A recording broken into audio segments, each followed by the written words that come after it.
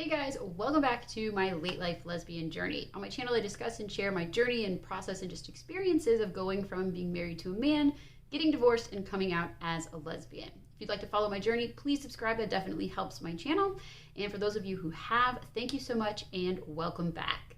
So in this video, I thought I would address a question that I've gotten a couple times now, and I do think is something important to discuss and probably something that goes through a lot of people's heads who are sort of like in the situation I was in of being married in a heterosexual relationship, but realizing that you're gay or lesbian and then deciding to go through the divorce process. And so that question is, will being gay or a lesbian affect my divorce or be like a negative factor in getting divorced? So I'm not a lawyer, and I know that depending on where you live in the world and depending on the state you live in, there are differing processes for divorce and how that all works. But in my personal situation and in some other situations that I know of, being gay or a lesbian had no impact and nothing to do with the divorce process.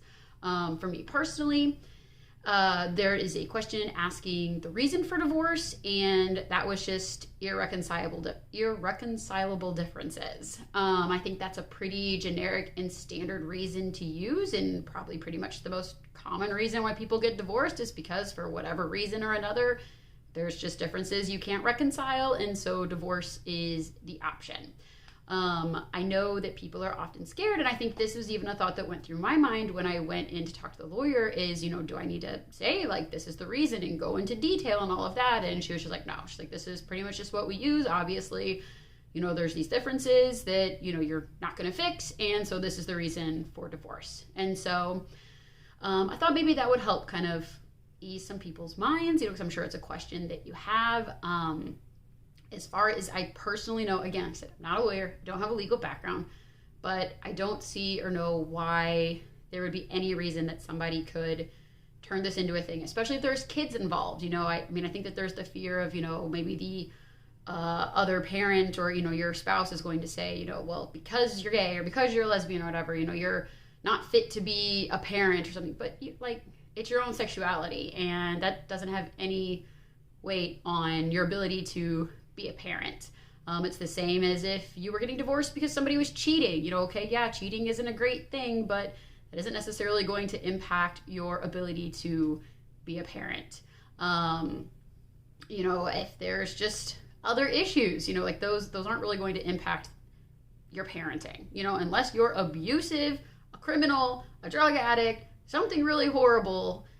It's very unlikely that there's going to be enough backing to say that it affects your ability to be a good and appropriate parent. So, especially my other background is in my main job, which I work with kids. I've worked with kids in the foster care system, and it takes a lot for a parent's rights to get terminated or, custody to be taken away. So, these are just all things I know from my personal life and my personal experiences. Again, you're going to definitely need to talk to a lawyer, but for me personally, the things that I know, what I've been through, overall, no. Being gay, being a lesbian should not affect or really even come into play with your divorce. So, if you've had a different experience, let me know. I'm sure that somebody, if they're going to want to draw things out, they can, and they'll find a million reasons why. But share your experience with me. Let me know. Have you had the same experience? If you've been through what I've been through, or how has it gone for you? I'd love to hear from more people. As I said, I'm just sharing from my personal experience and from what I know of talking to, a few other people so far. So anyways, leave a comment below. As I said, please subscribe because it definitely helps. And you can guys also follow me on Instagram at ecbettis. Feel free to reach out to me on there, ask some questions, or let me know about your experience. And stay tuned. I'll see you guys in my next video.